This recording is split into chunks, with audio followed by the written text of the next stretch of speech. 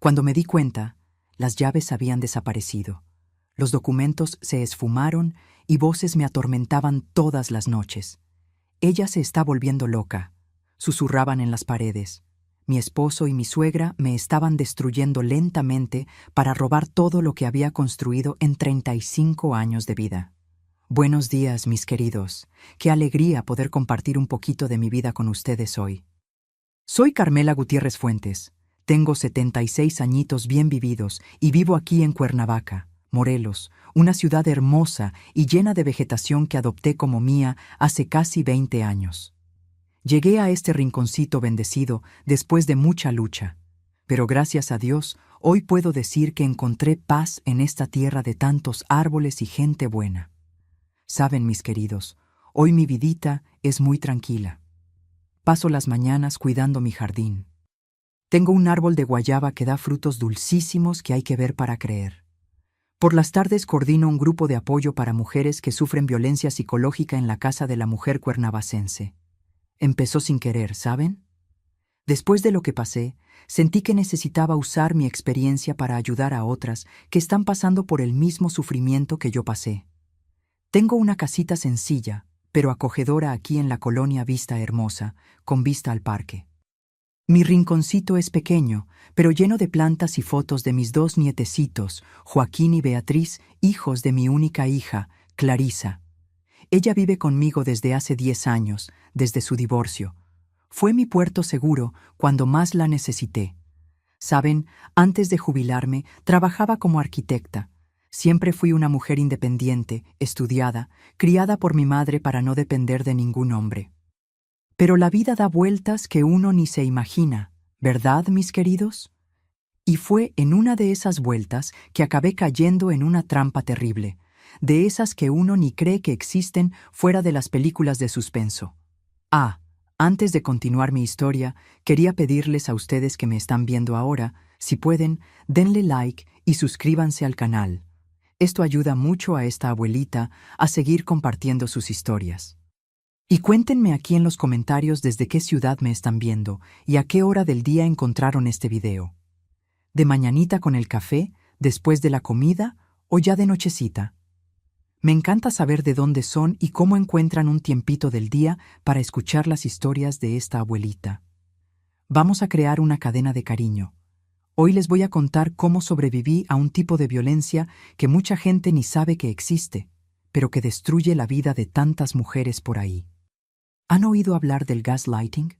Es cuando alguien te manipula de una forma tan sigilosa que comienzas a dudar de tu propia cordura. Fue eso lo que me pasó en manos del hombre que juré amar hasta que la muerte nos separara, y de su madre. Una red de mentiras tan bien tejida que casi me llevó a la locura de verdad. Nací y crecí en un pueblito muy pequeño llamado Tepoztlán, en Morelos. Mi padre, Sebastián Gutiérrez, era profesor de matemáticas en la única escuela del pueblo. Hombre serio, de pocas palabras, pero de mirada dulce cuando lográbamos arrancarle una sonrisa. Mi madre, Gertrudis Fuentes de Gutiérrez, era costurera de primera, de esas que hacían vestidos de novia que parecían obras de arte. Tenía manos de hada mi madre. Éramos 3 hermanas. Yo, la del medio, entre Leonor, 2 años mayor, y Celina, 3 años menor. Nuestra casa era sencilla, de adobe, con un patio enorme, donde mi padre plantaba de todo un poco: maíz, frijol, aguacate y un árbol de guayaba que era mi consentido. Desde chiquita ya me gustaba quedarme debajo de ese árbol, dibujando en las hojas de cuaderno que mi padre traía de la escuela. En la década de 1950, Tepoztlán era un lugar donde todos se conocían. Íbamos a la escuela a pie, caminando por las calles de tierra, jugando a atrapar el rocío de las hojas en el camino. A la vuelta, todos los niños se reunían para jugar a las traes, a las escondidas y a la ronda. En aquel tiempo, la diversión era sencilla, pero nos divertíamos mucho más que los niños de hoy pegados a esos celulares. Nuestra rutina estaba marcada por la campana de la iglesia que quedaba cerca del pueblo. Nos despertábamos a las 5 de la mañana cuando sonaba el primer toque, anunciando el inicio del día. A las 6 ya estábamos todos de pie. Mi padre salía para la escuela. Mamá comenzaba sus trabajos de costura y nosotras ayudábamos con las tareas domésticas antes de ir a clase. Lavar trastes, barrer el patio, alimentar a las gallinas. Cada una tenía sus obligaciones. Después de la escuela, jugábamos hasta que el sol comenzaba a ponerse. Era cuando sonaba el toque de oración a las 5 de la tarde y sabíamos que era hora de volver a casa. Por la noche, después de cenar, nos sentábamos en el portal para escuchar las historias que mi padre contaba sobre los tiempos antiguos, sobre la llegada de los españoles a la región, sobre cómo esas tierras fértiles eran prometedoras. Mi mejor amiga era Ivonne, hija del dueño de la farmacia. Éramos inseparables, como uña y carne. Íbamos juntas a la escuela, jugábamos juntas, soñábamos juntas. Ella quería ser médica. Yo ya soñaba con ser arquitecta. Pasábamos horas dibujando las casas donde viviríamos cuando creciéramos. Yo me esmeraba en los detalles, en las ventanas, en los balcones. Ya ahí mostraba mi vocación. Mi padre, notando mi talento para el dibujo, comenzó a animarme. Traía libros de arte de la biblioteca de Cuernavaca cuando iba allá. Me enseñaba perspectiva, proporción.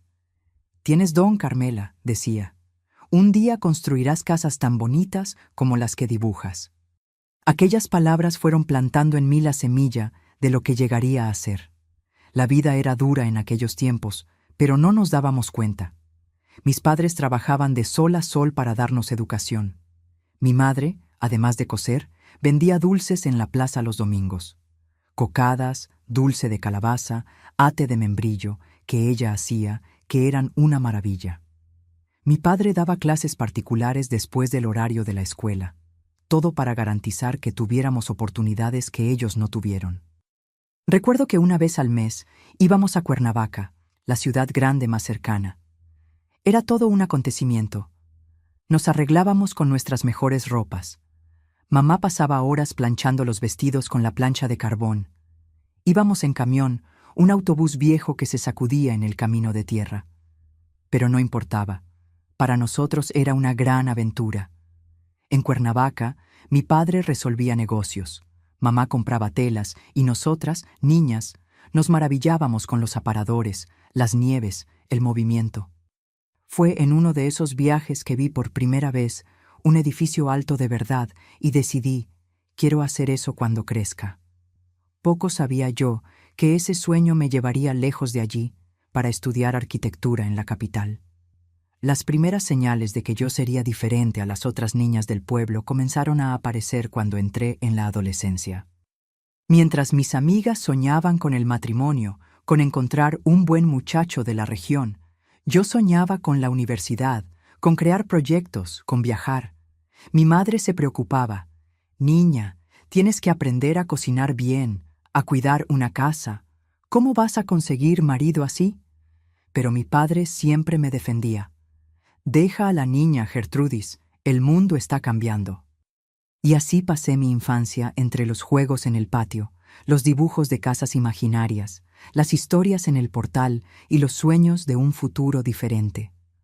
Un tiempo de inocencia, antes de que la vida me mostrara sus caras más duras y yo aprendiera que no siempre podemos confiar en aquellos que juraron protegernos. Cuando cumplí 18 años, en 1967, conseguí una beca para estudiar arquitectura en la Universidad Nacional Autónoma de México, en la Ciudad de México. Fue un alboroto en la familia. Mi padre, orgulloso como él solo, compró una botella de tequila para celebrar, cosa que solo hacía en ocasiones muy especiales. Mi madre, pobrecita, lloró por una semana. «¿Cómo vas a vivir sola en una ciudad tan grande, niña? ¿No tienes miedo?» La verdad es que sí tenía miedo. Tepoztlán era un punto comparado con la Ciudad de México, pero el sueño era más grande que el miedo. Arreglé mis maletas, 2 maletas de cartón con mi ropa y mis materiales de dibujo, y me embarqué en un autobús de la línea Estrella de Oro rumbo a la capital. Mi padre me acompañó en el viaje de 10 horas, me dejó instalada en una pensión para señoritas estudiantes y volvió con los ojos llorosos, pero el pecho hinchado de orgullo. La vida en la capital no fue fácil al principio. La pensión de doña Soledad quedaba en la colonia Roma. Era una casa grande, antigua, que albergaba a 12 señoritas estudiantes. Teníamos que compartir cuartos, baños y seguir reglas estrictas. Portón cerrado a las 10 de la noche, sin visitas masculinas, comidas en horarios fijos. Parecía un convento, pero era lo que mis padres podían pagar y yo estaba demasiado feliz con la oportunidad como para quejarme. La Facultad de Arquitectura era un mundo nuevo. Profesores exigentes, compañeros de clase que venían de familias ricas de la capital, equipos de dibujo que nunca había visto. Me sentí pequeña, pueblerina, fuera de lugar, pero tenía determinación. Pasé noches en vela estudiando.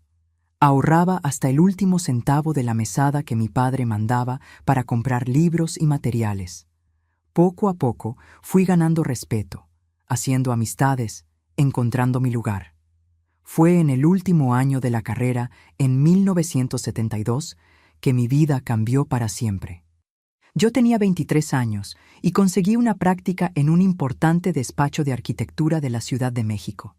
Torres y Asociados era referencia en proyectos residenciales de alto nivel. Y fue allí donde conocí a Guillermo.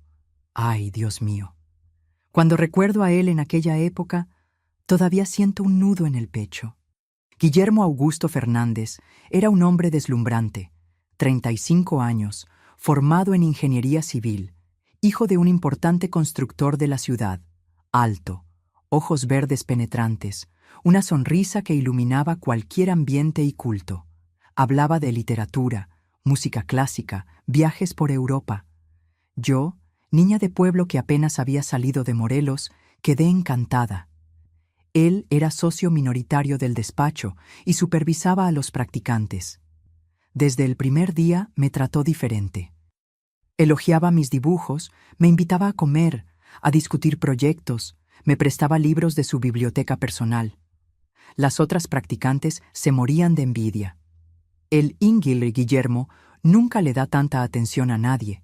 Cuchicheaban por los pasillos. Después de 3 meses de encuentros profesionales, me invitó a cenar a un restaurante elegante del centro. Fue nuestra primera noche oficial como pareja. Recuerdo cada detalle.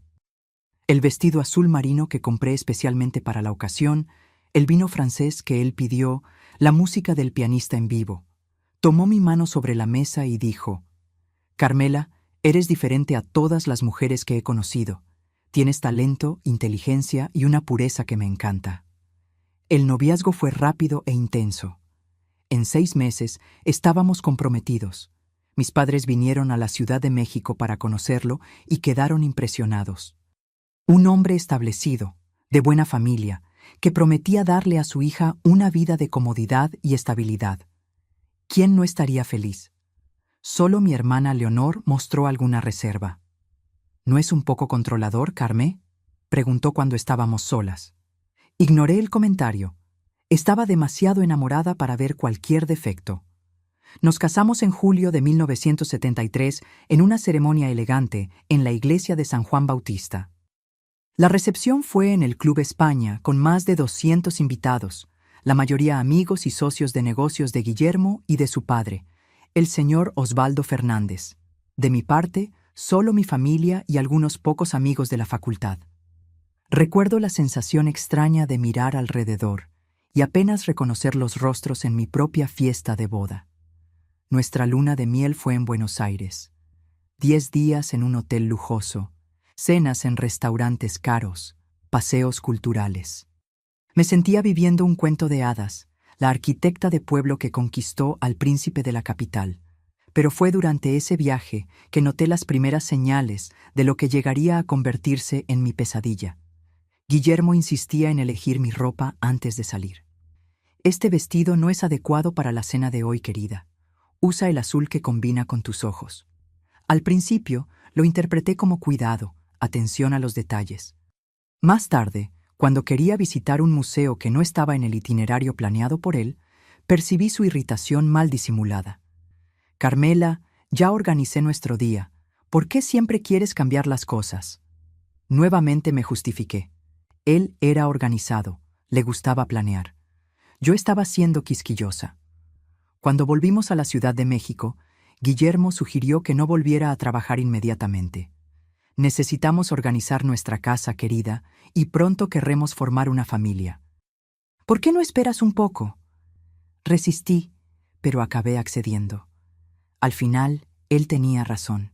Yo quería ser madre pronto, y la idea de decorar y organizar nuestra nueva casa, un departamento de 3 recámaras en una colonia exclusiva, era tentadora. Lo que no sabía era que el un poco se transformaría en para siempre. Guillermo siempre encontraba una nueva razón para postergar mi regreso al trabajo. Primero fue la casa, después la promesa de hijos que nunca llegaron cuando estábamos juntos. Después su madre, doña Elena, que quedó viuda y, según él, necesitaba compañía. Ah, doña Elena, todavía siento un escalofrío al recordar a aquella mujer, alta, elegante, siempre impecablemente vestida y peinada. Por fuera, la suegra perfecta, educada, aparentemente afectuosa. En los primeros meses después de la muerte de su esposo, de hecho, parecía frágil y agradecida por mi compañía, pero pronto percibí que detrás de aquella sonrisa contenida había una mujer manipuladora que nunca creyó que yo fuera lo suficientemente buena para su precioso hijo. Fue 3 meses después de que doña Elena se mudara a nuestro departamento, que las cosas comenzaron a ponerse verdaderamente extrañas. Pequeños objetos desaparecían, mis llaves, un cepillo de pelo, cartas de mis padres. Cuando preguntaba, ambos parecían confundidos. «Querida, dejaste las llaves en la encimera de la cocina anoche, ¿no te acuerdas?», decía Guillermo, con una preocupación que ahora sé que era falsa. Los comentarios sutiles de doña Elena comenzaron a volverse frecuentes. «Carmela, andas tan distraída últimamente. Es normal para mujeres de tu edad comenzar a olvidar pequeñas cosas, pero tal vez deberías consultar a un médico». O bien, «Guillermo, ¿notaste cómo Carmela ha estado confundida? Ayer la encontré en la sala pareciendo desorientada. Y lo peor, ella siempre decía esas cosas en mi presencia, como si yo no estuviera allí. Poco a poco, comencé a dudar de mí misma. ¿Será que realmente estaba olvidando cosas? ¿Será que estaba confundida? Comencé a tomar notas, a verificar dónde dejaba mis pertenencias, a cuestionarme constantemente. Lo que no sabía era que aquello era solo el comienzo de la red en la que estaba siendo envuelta. Una red tan sutil y al mismo tiempo tan fuerte que casi me destruyó por completo. Fue en 1974, cerca de un año después de nuestra boda, que las cosas comenzaron a empeorar drásticamente. Yo ya vivía prácticamente aislada. Guillermo siempre encontraba excusas para que no visitara a mi familia en Tepoztlán. «Estoy con mucho trabajo esta semana, querida. No puedo llevarte». O bien, ¿tu madre no está un poco resfriada? Mejor no arriesgarse. Andas tan sensible últimamente. Mis pocas amigas de la facultad llamaban cada vez menos. Cuando acordaban algo, Guillermo o doña Elena siempre creaban algún impedimento. «Tienes aspecto cansado hoy. Mejor descansa. Creo que estás con inicio de gripe, querida. No debes salir». Y cuando raramente lograba encontrarme con alguna amiga, Guillermo siempre aparecía, por coincidencia en el mismo lugar, se sentaba con nosotras y dominaba la conversación. Después, en el camino de regreso, hacía comentarios despectivos. «Esa tu amiga Denise está tan amargada desde que se divorció, no creo que sea una buena compañía para ti». El departamento, que debería ser mi hogar, se convirtió en una prisión disfrazada. Doña Elena reorganizó todo a su manera. Mis libros de arquitectura fueron al trastero porque ocupaban demasiado espacio. Mis pocos objetos personales traídos de Tepoztlán, una colcha hecha por mi abuela, un portarretratos de plata, una cajita de música, misteriosamente desaparecían y reaparecían en lugares diferentes. «Carmela, ¿pusiste la colcha de tu abuela en el armario de ropa de cama? Estaba buscando toallas y la encontré toda arrugada allá en el fondo», decía doña Elena con aquella sonrisa fría. Yo tenía la certeza absoluta de que había dejado la colcha doblada sobre mi sillón de lectura, pero comenzaba a dudar de mí misma. Fue en esa época que los accidentes comenzaron a ocurrir. Yo derramaba tazas, tropezaba con alfombras, olvidaba la estufa encendida, Al menos eso era lo que me decían. Carmela, dejaste la plancha encendida toda la mañana. Podrías haber causado un incendio, exclamaba Guillermo exasperado. Yo no recordaba haber planchado ese día, pero ¿cómo contradecir? Por la noche comencé a oír susurros, voces amortiguadas que venían de las paredes hablando sobre mí. Ella no está bien. Creo que se está volviendo paranoica. Necesitamos hacer algo. Está empeorando. Al principio pensaba que era mi imaginación. Después tuve la certeza de que eran Guillermo y doña Elena conversando sobre mí, creyendo que yo no podía oírlos. Lo que no sabía es que ellos querían que yo oyera. En una cena con algunos colegas de trabajo de Guillermo, derramé una copa de vino sobre el mantel blanco. Un accidente banal que le ocurre a cualquier persona. Pero la reacción de Guillermo fue desproporcionada. «Disculpen a mi esposa, anda tan torpe últimamente», dijo con una sonrisa tensa. Y después, en un tono más bajo, pero perfectamente audible, «Me he preocupado por su comportamiento». Los invitados intercambiaron miradas incómodas. Me sentí humillada, expuesta. Cuando intenté defenderme, explicar que fue solo un accidente, Guillermo posó su mano sobre la mía en un gesto que parecía afectuoso para los demás, pero que apretaba mis dedos con fuerza suficiente para dejar marcas. «Está todo bien, querida. Sabemos que no tuviste intención». El control financiero también se intensificó. Aunque había heredado una pequeña propiedad de mis padres, un terreno en Tepoztlán que había sido vendido, yo no tenía acceso al dinero. Guillermo insistió en administrar todo, alegando que yo no tenía experiencia con inversiones. «Confía en mí. Estoy haciendo esto por nuestro futuro». Mi salud comenzó a deteriorarse. Perdí peso, sufría de insomnio, tenía crisis de llanto frecuentes. Cuando mencioné la posibilidad de consultar a un médico, Guillermo prontamente sugirió a un amigo de la familia, el doctor Horacio. «Es psiquiatra, querida. Creo que es eso lo que necesitas ahora». El doctor Horacio me recetó tranquilizantes fuertes ya en la primera consulta. «Su esposa presenta señales claras de inestabilidad emocional», le dijo a Guillermo como si yo no estuviera en la sala. «Estos medicamentos la ayudarán a calmarse. Es importante que los tome regularmente». Los remedios me dejaban letárgica, confusa, aún más vulnerable. Había días en que apenas conseguía salir de la cama. Guillermo, siempre solícito, administraba personalmente mi medicación. «Es hora de tu medicina, querida. Sé que no te gusta, pero es por tu bien». A veces tenía la impresión de que la dosis era mayor que la prescrita. Pero ¿cómo tener certeza? Fue en una tarde de domingo, cuando Guillermo y doña Elena habían salido para visitar a unos parientes, que encontré accidentalmente una caja en su despacho. Estaba buscando un libro para leer, y al abrir un cajón me encontré con varios frascos de medicamentos, los mismos que yo tomaba, y un cuaderno de anotaciones. Con las manos temblorosas, abrí el cuaderno. Era un registro detallado de mi supuesto comportamiento errático, fechas, horarios, incidentes, muchos de los cuales ni recordaba haber ocurrido. 23 de marzo. Carmela despertó desorientada. No reconoció la habitación por algunos minutos. 17 de abril. Encontré a Carmela hablando sola en la cocina. Cuando la cuestioné, lo negó. Sentí mi estómago revolverse. Aquello no podía ser verdad. No recordaba ninguno de esos episodios. Continué hojeando el cuaderno y encontré algo aún más perturbador. Un borrador de carta dirigida a una clínica psiquiátrica solicitando información sobre internamiento involuntario. Fue como si se levantara un velo. ¿Por qué Guillermo estaría documentando falsamente mi comportamiento? ¿Por qué estaría considerando internarme? ¿Qué ganaría con eso? Y entonces recordé mi herencia, el dinero del terreno vendido, inversiones que mis padres habían hecho a mi nombre, un pequeño departamento que mi abuela materna me había dejado. En aquel momento oí el ruido de la puerta de entrada abriéndose. Rápidamente guardé el cuaderno, cerré el cajón y salí del despacho. Mi corazón latía tan fuerte que pensé que iba a explotar.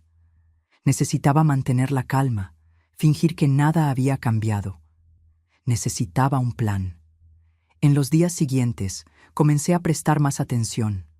Percibí que los objetos que desaparecían eran siempre movidos por ellos. Vi a doña Elena manipulando mis cosas cuando creía que yo no estaba mirando. Una noche, desperté con un ruido extraño, y manteniendo los ojos casi cerrados, vi a Guillermo instalando algo en la pared del cuarto. Un pequeño altavoz disfrazado detrás de un cuadro. Las voces que oía durante la noche no eran paranoia, eran grabaciones. Ellos estaban deliberadamente tratando de volverme loca. Y lo peor, estaban a punto de internarme contra mi voluntad, probablemente para obtener control total sobre mis bienes. El descubrimiento, por más aterrador que fuera, me dio una claridad que no había tenido en meses. No me estaba volviendo loca. Estaba siendo víctima de una conspiración cruel, orquestada por aquellos que deberían protegerme. Necesitaba actuar, pero con extrema cautela. Un movimiento en falso, y podría acabar realmente encerrada en una institución sin oportunidad de defensa. Los medicamentos eran el primer obstáculo. Comencé a fingir que los tragaba, pero los escondía debajo de la lengua y después los descartaba. Fue difícil al principio. Guillermo solía quedarse observándome tomar las pastillas, pero desarrollé técnicas como toser y poner la mano en la boca o pedir un vaso de agua extra. A medida que los días pasaban y los efectos de los medicamentos disminuían, mi mente se volvía más clara. Comencé a planear mi huida. Sabía que necesitaba pruebas de lo que me estaban haciendo. Necesitaba ayuda externa. Pero ¿cómo conseguir eso cuando estaba prácticamente en prisión domiciliaria? Una tarde, cuando doña Elena salió para su té semanal con amigas y Guillermo estaba en el trabajo, conseguí usar el teléfono para llamar a mi hermana Leonor en Tepoztlán. Hablé bajo, con miedo de que hubiera alguien escuchando, o peor, que el teléfono estuviera intervenido. Leo, necesito tu ayuda. No puedo explicar ahora, pero estoy en peligro. Guillermo y su madre están haciendo cosas terribles. Dios mío, mi voz temblaba. Quieren internarme, Leo. Creo que quieren quedarse con mi dinero. Hubo un largo silencio. Por un momento terrible, pensé que hasta mi hermana dudaba de mí. Finalmente habló. Sabía que había algo mal. Parecías tan diferente las últimas veces que hablamos. ¿Qué puedo hacer para ayudar? Acordamos un código. Si yo decía, las rosas de la abuela están floreciendo durante cualquier conversación telefónica, significaría que necesitaba ayuda inmediata. Leonor intentaría visitarme la semana siguiente con la excusa de estar pasando por Ciudad de México camino a Guadalajara. La sensación de tener a alguien creyéndome fue indescriptible. Por primera vez en meses, sentí una chispa de esperanza, pero sabía que el camino sería difícil. Guillermo y doña Elena eran manipuladores hábiles. Yo necesitaba ser más astuta, más cautelosa, más determinada que nunca. Cuando Leonor telefoneó algunos días después para avisar de su visita, Guillermo atendió. Como previsto, intentó disuadirla. No es un buen momento, Leonor. Carmela no se ha sentido bien. El médico recomendó reposo absoluto, sin visitas que puedan agitarla. Pude ver su plan desarrollándose ante mis ojos. El aislamiento era casi completo, pero yo estaba determinada a no rendirme. Mientras ellos pensaban que me controlaban con medicamentos y manipulación, yo silenciosamente reunía fuerzas para luchar por mi libertad, por mi cordura, por mi vida. Fue un miércoles de mayo de 1974 que todo llegó al límite. Recuerdo perfectamente porque era víspera del cumpleaños de mi suegra. Guillermo había salido temprano para buscar el pastel encargado en una pastelería famosa del centro y doña Elena estaba en el salón de belleza preparándose para su gran noche. Por primera vez en semanas, yo estaba sola en el departamento. Aproveché para buscar más pruebas. Sabía que necesitaba algo concreto para mostrar a alguien que pudiera ayudarme. En el despacho de Guillermo, registré con cuidado, tomando nota mental de la posición exacta de cada objeto para recolocarlos después. Fue entonces que encontré escondida bajo una pila de revistas de ingeniería una carpeta con mi nombre. Mis manos temblaban tanto que apenas conseguía pasar las páginas. Dentro había extractos bancarios de mis cuentas, cuentas que ni sabía que existían, documentos de transferencia de valores a una cuenta en las Islas Caimán, un poder con mi firma falsificada, pues nunca había firmado tal documento, dando a Guillermo facultades para administrar todos mis bienes. Y lo más perturbador, un informe médico preliminar firmado por el doctor Horacio, diagnosticándome con trastorno delirante persistente y recomendando internamiento para tratamiento intensivo. La fecha marcada para mi internamiento era el 30 de mayo, apenas 2 semanas después. El plan de ellos estaba en fase final. La red estaba casi completa. Sentí mi cuerpo helarse, mis piernas flaquear. Me senté en la silla del despacho, incapaz de moverme, mientras la realidad de aquella conspiración me golpeaba con toda su fuerza. Fue el ruido de la puerta de entrada abriéndose que me sacó del trance. Rápidamente guardé los documentos exactamente como estaban, arreglé las revistas encima y salí del despacho. Era Guillermo volviendo más temprano de lo esperado. «Carmela, ¿dónde estás?» Su voz tenía aquel tono falsamente dulce que había aprendido a temer. «Estoy aquí. Acabo de salir del baño», respondí tratando de mantener la voz firme. Él me miró fijamente por algunos segundos, como si intentara leer mis pensamientos. «Pareces agitada. ¿Tomaste tus medicinas hoy?» «Sí, claro», mentí, forzando una sonrisa. «Excelente. Traje el pastel para mamá. Necesito que arregles la mesa para la cena. Queremos todo perfecto para ella». Pasé el resto del día preparando la cena de cumpleaños, poniendo la mejor vajilla, arreglando flores en los jarrones, todo como si nada hubiera cambiado. Pero por dentro estaba en ebullición. Cada minuto a su lado era una tortura, sabiendo lo que planeaban hacerme. Durante la cena, Guillermo abrió una botella de champán carísima. «Un brindis por la mejor madre del mundo», dijo levantando su copa. Doña Elena sonrió, aquella sonrisa fría que nunca llegaba a los ojos. Levanté mi copa también, fingiendo participar en la celebración, pero no bebí ni un sorbo. No confiaba en nada que viniera de ellos. «Carmela no está bebiendo», observó doña Elena. «¿Te sientes mal, querida?» «Solo un leve dolor de cabeza», respondí. «No quiero que el alcohol lo empeore». Guillermo posó su mano sobre la mía, apretándola sutilmente. «Tal vez deberías tomar una de tus medicinas. ¿Quieres que la traiga para ti?» Respondí demasiado rápido. Bajé la voz tratando de parecer calmada. «No es necesario. Ya pasará». Los dos intercambiaron una mirada que conocía demasiado bien en aquellos meses. Una comunicación silenciosa que decía: «Ella está escapando del control». Fue después del postre que sucedió. Doña Elena pidió que buscara un álbum de fotografías en su habitación para mostrar algunas fotos antiguas a Guillermo. Cuando volví con el álbum, los oí conversando en el comedor, sin percibir mi aproximación. «Ella está sospechando algo», decía Guillermo en voz baja. «Creo que no está tomando los medicamentos». «Entonces, aumenta la dosis en su té esta noche», respondió doña Elena. «El doctor Horacio dijo que podemos duplicarla si es necesario. Solo necesitamos mantenerla bajo control por 2 semanas más. Después de que la internen, todos los problemas estarán resueltos». «¿Y si se resiste? ¿Si hace una escena?» «Nadie le creerá, querido.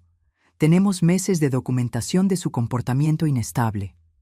Todos nuestros amigos ya han notado lo confundida que anda. El doctor Horacio es respetadísimo en la comunidad médica. Será nuestra palabra contra la de una mujer desequilibrada». La bandeja con el álbum se deslizó de mis manos, cayendo con estruendo al suelo.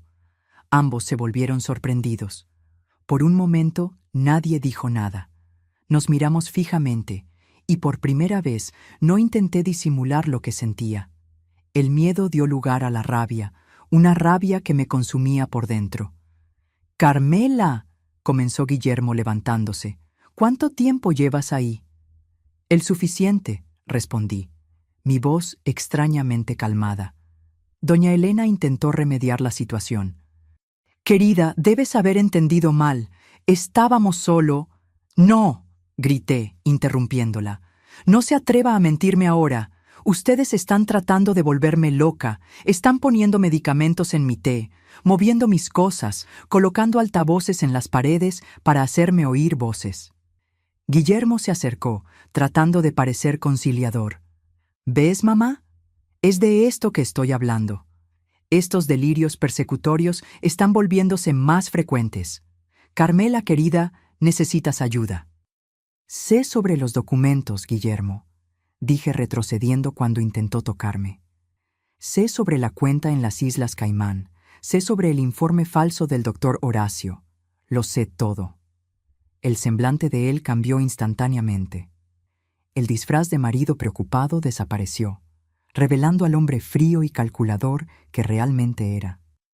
¿Y quién te creería, Carmela? ¿Una mujer emocionalmente inestable, con historial de comportamiento errático? ¿Realmente crees que puedes enfrentarme?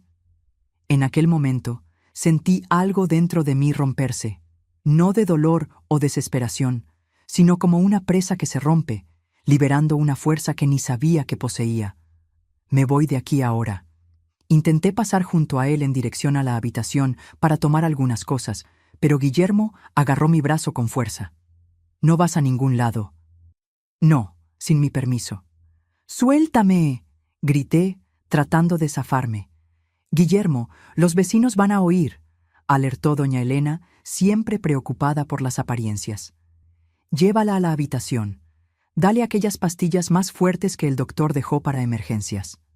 Luché con todas mis fuerzas mientras él me arrastraba por el pasillo. En desesperación, agarré un jarrón pesado de porcelana que decoraba la consola y lo arrojé contra la pared, causando un estruendo. ¡Socorro! ¡Alguien ayúdeme!, grité, esperando que algún vecino oyera. «¡Cállate, loca!», gruñó Guillermo, cubriendo mi boca con la mano, casi asfixiándome. En ese instante sonó el timbre. Todos nos quedamos paralizados. Doña Elena miró a Guillermo en pánico.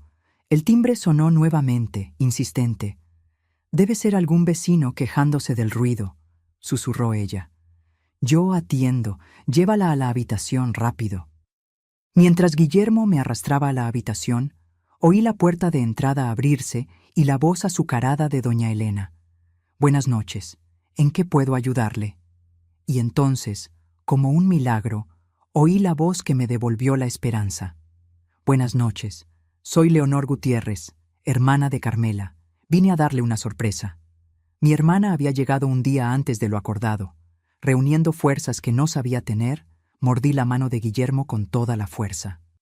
Él gritó de dolor, aflojando la presión lo suficiente para que me soltara. «Leo, estoy aquí. ¡Ayúdame!», grité corriendo en dirección a la sala. Lo que siguió fue caótico. Leonor, percibiendo inmediatamente que algo estaba mal, intentó entrar en el departamento. Doña Elena intentó impedirlo. Guillermo vino tras de mí, furioso. Nuestros gritos llamaron la atención de otros vecinos que comenzaron a aglomerarse en el pasillo. «Está teniendo un brote psicótico», intentó explicar Guillermo a los vecinos curiosos. «Mi esposa está enferma. Necesitamos llevarla al hospital». «¡Mentira!», grité, aferrándome a mi hermana. «Están tratando de internarme a la fuerza para quedarse con mi dinero. Me han estado drogando por meses. Instalaron altavoces en las paredes para hacerme oír voces». Vi la duda en los ojos de los vecinos. ¿A quién creerían? ¿Al respetable ingeniero y su elegante madre o a la mujer histérica que gritaba acusaciones aparentemente absurdas? Fue entonces que Leonor, mi hermana siempre sensata, habló con voz firme. «Si mi hermana está teniendo problemas psicológicos, como ustedes alegan, entonces no les importará que llamemos a la policía y una ambulancia, ¿correcto? Dejemos que autoridades y médicos independientes evalúen la situación». El rostro de Guillermo palideció. «No hay necesidad de involucrar a extraños en un asunto familiar. Tenemos nuestro propio médico». «Insisto», dijo Leonor ya con el teléfono en la mano. «Si no hay nada malo ocurriendo aquí, ustedes no tienen nada que temer». Aquella noche marcó el inicio del fin de mi pesadilla. La llegada inesperada de Leonor, los vecinos presenciando todo, la mención a la policía, Fue la gota que derramó el vaso y que hizo derrumbarse el plan cuidadosamente orquestado por Guillermo y doña Elena. En la confusión que siguió, conseguí susurrar a Leonor. En su despacho, documentos escondidos bajo revistas de ingeniería, prueba de todo. Mi hermana, siempre astuta, entendió inmediatamente el mensaje. Aquella noche, dormí en la casa de una vecina del piso de abajo que se compadeció de mi situación, mientras Leonor se quedó vigilando el departamento para garantizar que Guillermo no destruyera pruebas. Fue la primera noche en meses que dormí sin miedo, sabiendo que finalmente la pesadilla comenzaba a tener un fin. La mañana siguiente, al enfrentamiento fue crucial para mi liberación. Leonor llegó temprano a la casa de la vecina, donde yo había pasado la noche, trayendo un maletín con algunos documentos. Conseguí entrar en el despacho de Guillermo, explicó con un brillo de determinación en los ojos. Mientras dormías, convencí a la administradora del edificio de acompañarme hasta el departamento. Dije que necesitaba recoger tus medicinas y ropa. Guillermo no podía impedirlo con la administradora allí como testigo. Mi hermana siempre fue lista. Mientras aparentemente recogía mis cosas en la habitación, ella rápidamente entró en el despacho y encontró los documentos que yo había mencionado. «Carmela, esto es muy serio», dijo ella, esparciendo los papeles sobre la mesa de la cocina de la vecina. «Transferencias bancarias, documentos falsificados, esto es un delito. ¿Este diagnóstico médico? ¿Cómo pueden hacerte esto?» La vecina, doña Iracema, una señora jubilada que vivía sola, miró por encima de nuestros hombros. «Mi difunto esposo era abogado», comentó. «Ustedes necesitan llevar esto a la policía inmediatamente». Pero yo sabía que no sería tan simple. Guillermo estaba bien relacionado en la Ciudad de México. Tenía amigos influyentes, incluso en la policía. Además, él y doña Elena se habían esforzado por meses para construir la imagen de una esposa mentalmente inestable. ¿Quién creería en mi palabra contra la de ellos? «Necesitamos ayuda profesional», decidió Leonor. «Voy a llamar al doctor Emanuel». El doctor Emanuel Asis era un antiguo amigo de mi padre, un médico respetado que ahora vivía en la Ciudad de México. Aunque jubilado, todavía mantenía fuerte influencia en la comunidad médica local. Fue con él que nos encontramos esa misma tarde en un café discreto en el centro de la ciudad. El médico anciano escuchó atentamente mientras yo contaba todo. Los medicamentos forzados, los objetos movidos, las voces en las paredes, los documentos encontrados. En algunos momentos necesité parar para respirar profundo, luchando contra las lágrimas. Leonor complementaba con lo que había presenciado la noche anterior. «Esto es abominable», dijo el doctor Emanuel finalmente, su rostro arrugado, contorsionado de indignación. «Conozco al doctor Horacio de reputación. Nunca confié en él, siempre muy cercano a las familias ricas, siempre dispuesto a proporcionar diagnósticos convenientes para quien pueda pagar». Examinó el informe médico que Leonor había recuperado. «Esto aquí es una aberración ética. No hay historial clínico adecuado. No hay relatos de sesiones terapéuticas. No hay justificación para un diagnóstico tan grave e internamiento compulsivo. Esto solo puede ser autorizado en situaciones extremas tras evaluación criteriosa».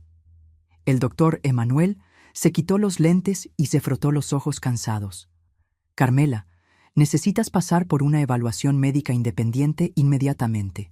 No para probar tu cordura, que para mí es evidente, sino para documentar oficialmente que has sido víctima de abuso psicológico sistemático». Esa misma tarde, fui examinada por 2 especialistas indicados por el doctor Emanuel, una psiquiatra y un neurólogo. Los exámenes fueron minuciosos. Muestras de sangre y orina fueron recolectadas para verificar residuos de los medicamentos que me habían forzado a tomar. Mientras tanto, Leonor y el doctor Emanuel fueron a un despacho de abogados recomendado por doña Iracema. El doctor Tadeo Méndez, un abogado especializado en derecho familiar, aceptó ayudarnos inmediatamente después de oír nuestra historia. «Lo que su esposo y su suegra hicieron tiene nombre», explicó el doctor Tadeo cuando nos reunimos en su despacho al día siguiente. Se llama gaslighting, una forma cruel de abuso psicológico, donde el agresor manipula a la víctima hasta el punto de hacerla cuestionar su propia cordura. Es difícil de probar, pero con la documentación que ustedes consiguieron, tenemos un caso sólido. El plan de acción fue trazado meticulosamente.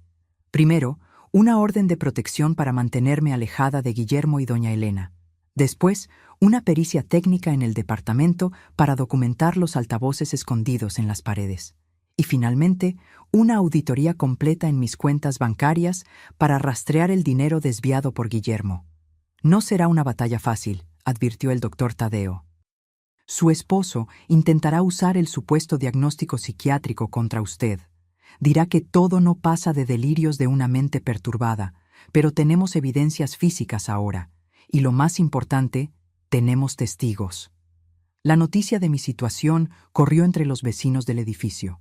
Para mi sorpresa, varios de ellos se ofrecieron para testificar.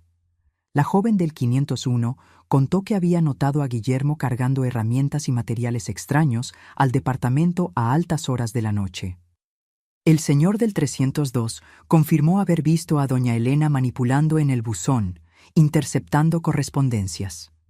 La propia administradora admitió que Guillermo le había pedido que no me entregara directamente a mí cualquier correspondencia.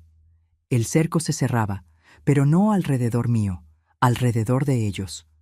Una semana después del enfrentamiento, el doctor Tadeo consiguió una orden judicial para una inspección en el departamento.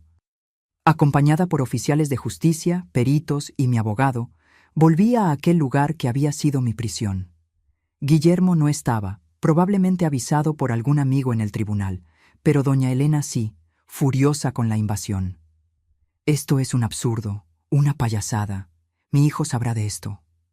Los peritos trabajaron meticulosamente, ignorando las protestas de la señora. No tardaron mucho en encontrar los altavoces escondidos en las paredes de la habitación y de la sala. En el despacho de Guillermo encontraron equipos de grabación y cajas de medicamentos psiquiátricos en dosis muy superiores a las prescritas en cualquier receta. El rostro de doña Elena se transformó cuando los oficiales comenzaron a catalogar las evidencias. De indignada pasó a asustada. «Todo esto fue idea de Guillermo», murmuró ella cuando los peritos se alejaron. «Yo solo hice lo que mi hijo pidió.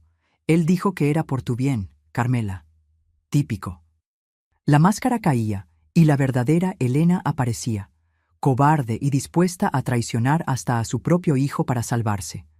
«La señora tendrá oportunidad de explicar todo esto en juicio», respondió fríamente el doctor Tadeo. Las semanas siguientes fueron intensas. Testimonios, audiencias, exámenes médicos, evaluaciones psicológicas. La estrategia de Guillermo fue previsible. Intentó desacreditarme, alegando que yo sufría de trastornos mentales desde hacía años y que todo lo que él hizo fue tratar de ayudarme. Llegó a traer testimonios de amigos que confirmaban haber notado mi comportamiento errático, pero la montaña de evidencias era irrefutable. Los informes de los especialistas indicados por el doctor Emanuel comprobaron que yo había sido sometida a dosis excesivas de medicamentos psiquiátricos sin necesidad clínica. La pericia técnica documentó los dispositivos de manipulación instalados en el departamento. La auditoría financiera reveló un esquema complejo para desviar mi patrimonio. El golpe final vino cuando el doctor Tadeo consiguió una citación para el doctor Horacio. Confrontado con las evidencias y amenazado de perder su licencia médica, el psiquiatra se quebró. Confesó que había emitido informes sin examinarme adecuadamente a pedido de Guillermo a cambio de favores financieros. 3 meses después de aquella noche de enfrentamiento, obtuve la separación judicial con derecho a indemnización por daños morales y materiales. Las cuentas offshore fueron rastreadas y el dinero desviado, recuperado. Guillermo y doña Elena enfrentaron procesos criminales por fraude, intento de internamiento ilegal y abuso psicológico. El doctor Horacio perdió su licencia médica y también respondió criminalmente. La victoria legal fue importante, pero la verdadera liberación vino de dentro. Durante aquellos meses de batalla jurídica, Pasé por un intenso proceso terapéutico con la doctora Lucía, una psicóloga especializada en trauma. Con su ayuda, comencé a reconstruir mi autoconfianza, a confiar nuevamente en mi percepción de la realidad, a curar las heridas invisibles que aquel período de manipulación había dejado. Lo que ellos hicieron contigo fue tratar de robarte no solo tu dinero, sino tu identidad, explicó la doctora Lucía en una de nuestras sesiones. Ellos casi consiguieron hacerte dudar de ti misma, de tu propia mente. Tu mayor victoria no fue en el tribunal, Carmela. Fue haber resistido, haber mantenido encendida aquella llama de certeza de que no estabas loca. Cuando todo terminó, no quise permanecer en la Ciudad de México. Había demasiados recuerdos, demasiados fantasmas. Necesitaba un recomienzo completo. Leonor, que había permanecido a mi lado durante todo el proceso, sugirió que volviéramos a Tepoztlán, cerca de la familia. Pero yo sabía que necesitaba algo nuevo, un lugar sin asociaciones con el pasado. Vamos a Cuernavaca, sugerí. He oído decir que es una ciudad bonita, planificada, con muchos árboles, un buen lugar para recomenzar. Y así, en enero de 1975, a los 26 años, emprendí un nuevo viaje. Leonor decidió venir conmigo. «Alguien necesita vigilarte, hermanita», bromeó. Usamos parte de la indemnización para comprar una casa sencilla, pero cómoda en Cuernavaca. El resto lo invertí con cuidado, esta vez con total control sobre mi dinero. Algunos meses después, conocí a Ernesto, un profesor de historia viudo, que vivía en la misma calle. Un hombre gentil, paciente, totalmente diferente a Guillermo. Comenzamos como amigos. Yo todavía no estaba lista para una relación. Él respetó mi tiempo, mi espacio, mis miedos. Fue así, con calma y respeto, que el amor verdadero finalmente entró en mi vida. Y fue con Ernesto que 2 años después tuve a mi hija Clarisa, la luz de mi vida, la prueba de que incluso después de la mayor oscuridad podemos encontrar la felicidad nuevamente. Y así, mis queridos, llegamos a los días de hoy. Estoy aquí con mis 76 años bien vividos, todavía en la misma Cuernavaca que me acogió cuando más necesitaba un nuevo comienzo. La ciudad creció, se modernizó, pero mantuvo aquella atmósfera acogedora que me encantó desde el primer momento. Mi casa en Vista Hermosa sigue siendo mi rinconcito de paz. El jardín que planté hace casi 50 años está más bonito que nunca. Los jacarandás, que eran brotes cuando llegué, ahora colorean el patio de azul y morado cada primavera. El árbol de guayaba, que planté en homenaje a aquel de mi infancia en Tepoztlán, ya dio frutos para 3 generaciones de la familia. Ernesto, mi compañero por más de 40 años, nos dejó hace 5 años. Un cáncer de páncreas que avanzó demasiado rápido. Fueron 45 años de un amor tranquilo, respetuoso, lleno de cariño, lo opuesto completo a lo que viví con Guillermo. Ernesto fue un padre maravilloso para Clarisa, profesor dedicado para generaciones de estudiantes cuernavacenses y el mejor esposo que podría haber pedido. Lo extraño todos los días, pero estoy agradecida por el tiempo que tuvimos juntos. Mi hija Clarisa siguió mis pasos y se convirtió en arquitecta. Tiene un pequeño despacho aquí mismo en Cuernavaca, donde proyecta principalmente casas sustentables con aprovechamiento de luz natural y captación de agua de lluvia. A los 48 años, ella es mi orgullo, una profesional competente, madre dedicada e hija presente. Tras su divorcio hace 10 años, volvió a vivir conmigo, trayendo a mis 2 nietos, Joaquín y Beatriz, que hoy ya son adultos y están en la universidad. Joaquín, mi nieto mayor, está cursando medicina en la UNAM. Quiere ser psiquiatra. Ironías de la vida, ¿verdad? Pero una psiquiatría humanizada que trata pacientes como personas, no como casos. Él dice que se inspiró en mi historia para elegir esa profesión. Abuelita, quiero ayudar a personas como tú, no como aquel médico corrupto que casi te interna injustamente, me dijo una vez, haciéndome llorar de emoción. Beatriz, la menor, está en el 2º año de Derecho y ya hace prácticas en un despacho que defiende a mujeres víctimas de violencia. Experta y determinada como su tía abuela Leonor, mi Bea no deja pasar nada. Nadie va a hacer gaslighting con mis clientas y salir impune, abuelita, declara con aquel fuego en los ojos que me recuerda tanto a mi hermana. Ah, Leonor, mi querida hermana nos dejó hace 2 años, a los 80. Vivió aquí en Cuernavaca también, nunca se casó. Se dedicó a su carrera de profesora de matemáticas. Fue la segunda madre de mis nietos, mi mejor amiga, mi confidente. En los últimos años, sufría de Alzheimer, en una cruel ironía para alguien que siempre fue tan lúcida y racional. La cuidé hasta el final, como ella me cuidó a mí en aquellos momentos terribles en la Ciudad de México. Mi rutina hoy es tranquila y placentera. Me despierto temprano, alrededor de las 6 de la mañana, hábito que mantengo desde la infancia. Tomo mi café negro en el portal, observando los pájaros que visitan los árboles del patio. Calandrias, primaveras, jilgueros, cada uno con su canto particular, su personalidad.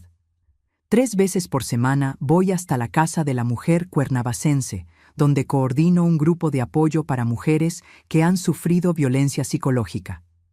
Comparto mi experiencia, escucho sus historias, ofrezco un hombro amigo y orientación práctica. Si yo sobreviví, tú también puedes, les digo. Y cuando veo el brillo de esperanza en los ojos de una mujer que llega quebrada, sé que todo el sufrimiento que pasé tuvo algún propósito. En las tardes libres, cuido del jardín, hago trabajos manuales, leo mucho. Redescubrí el placer del dibujo, algo que había abandonado tras el trauma. No son más proyectos arquitectónicos, sino acuarelas de paisajes, flores, escenas cotidianas. Mis manos ya no son tan firmes, pero todavía consiguen capturar la belleza que veo a mi alrededor. Los viernes tengo mi encuentro sagrado con amigas de la tercera edad, un grupo que formamos hace más de 20 años. Somos 6 señoras, todas con historias de superación. Nos reunimos en el café de la plaza, cerca de la catedral, para una tarde de conversaciones, risas y de vez en cuando, algunas lágrimas compartidas. Hablamos de los hijos, de los nietos, de los dolores en las articulaciones, de las recetas nuevas, de los libros que leemos. La vida simple, pero rica en conexiones humanas. Sobre Guillermo y doña Elena, poco sé. Después del proceso, hice cuestión de cortar cualquier contacto. Supe años después que él fue condenado, pero cumplió una pena demasiado leve para el crimen que cometió. Doña Elena falleció en la década de 1980, sola en un asilo en la Ciudad de México. El hijo nunca la visitaba, decían. Guillermo intentó rehacer su vida. Se casó nuevamente con una joven heredera, pero el escándalo de nuestro caso manchó su reputación para siempre. Acabó perdiendo todo en negocios fracasados y bebida. Podría decir que siento satisfacción con el destino de ellos, pero la verdad es que ya no siento nada. Ni rabia, ni rencor, ni deseo de venganza. El tiempo y la terapia, mucha terapia, me ayudaron a liberar ese peso. Como dice la doctora Lucía, que todavía me atiende ocasionalmente, perdonar no significa decir que lo que hicieron está bien. Significa que no permitirás que el odio ocupe espacio en tu vida. Y es así como vivo hoy, a los 76 años, en mi casita acogedora en Cuernavaca, rodeada por el amor de mi hija y de mis nietos, por los recuerdos de mi Ernesto, por el cariño de mis amigas, por la gratitud de las mujeres que ayudo. Una vida simple, serena, sin lujos innecesarios, pero rica en significado y conexiones verdaderas. Cuando miro hacia atrás, hacia aquella joven arquitecta de 25 años que casi fue destruida por un esposo cruel y una suegra manipuladora, siento una mezcla de compasión y admiración. Compasión por el dolor que no merecía pasar, admiración por la fuerza que ni ella sabía que tenía. Si hay una lección que aprendí en toda esta jornada, es que somos más fuertes de lo que imaginamos, que nuestra mente, ese regalo maravilloso que nos fue dado, puede ser nuestra prisión o nuestra liberación. Y que incluso en las noches más oscuras siempre existe una luz, por pequeña que sea, guiando nuestro camino de vuelta a casa. Mis queridos que me acompañaron hasta aquí, quiero dejar un mensaje especial para ustedes, principalmente para quien tal vez esté pasando por alguna situación parecida a la que viví. Cuando estamos dentro de una relación abusiva, muchas veces no conseguimos ver las ataduras que nos aprisionan. Es como si estuviéramos envueltos en una niebla densa que no nos deja ver el camino.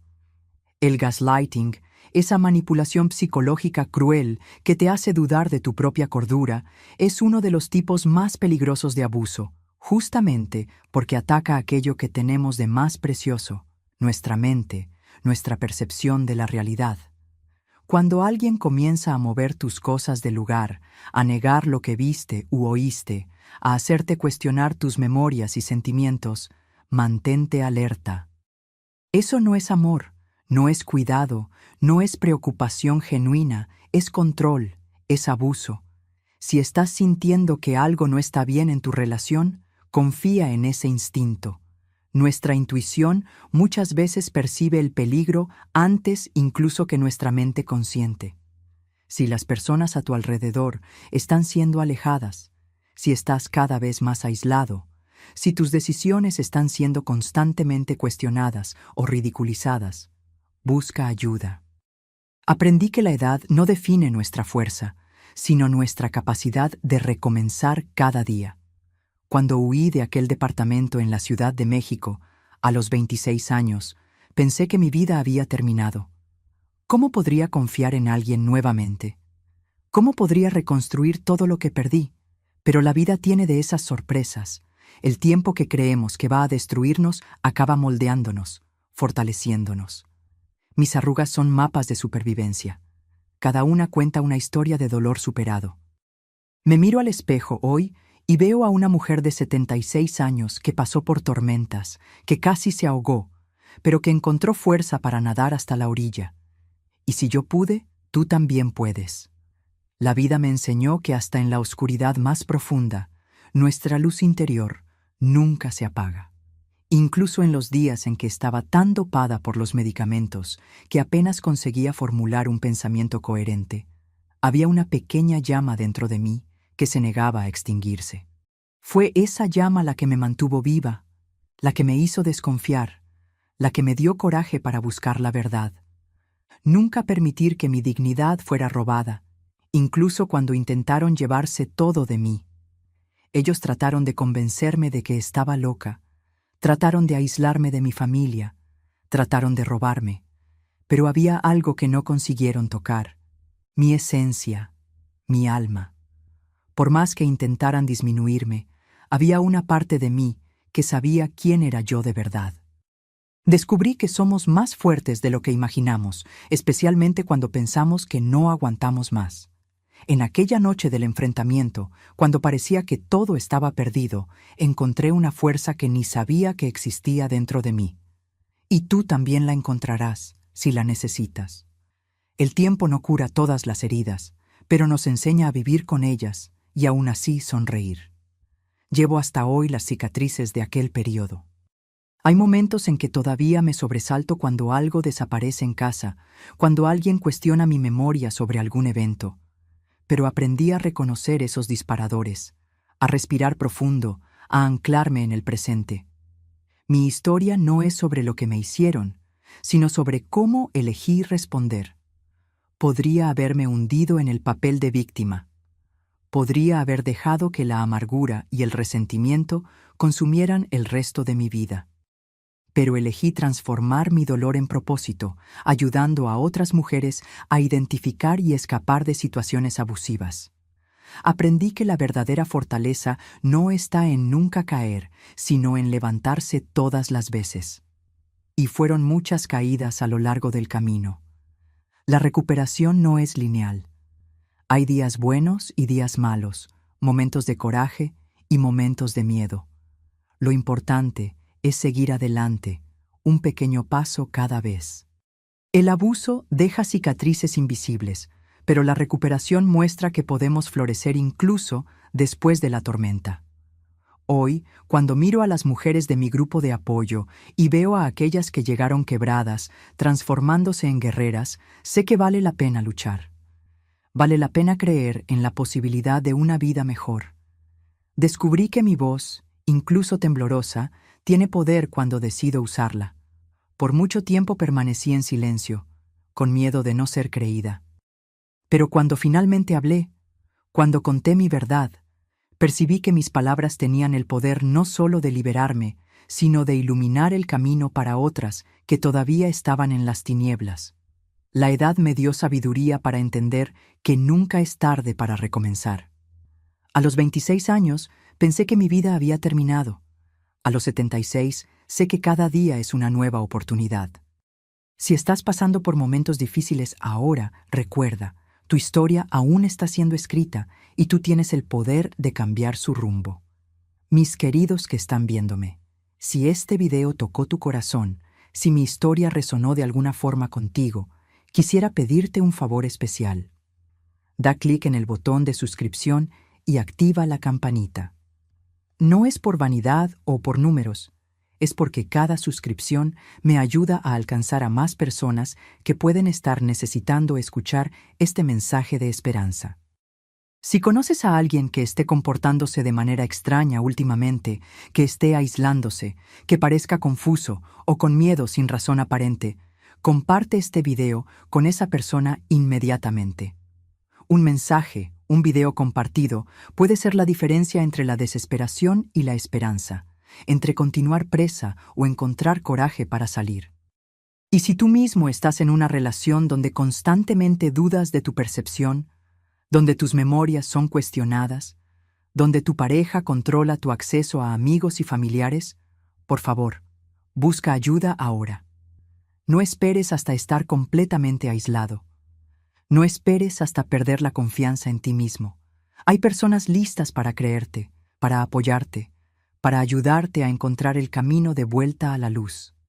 Cuéntame aquí en los comentarios si tú o alguien que conoces ya vivió una situación de manipulación psicológica.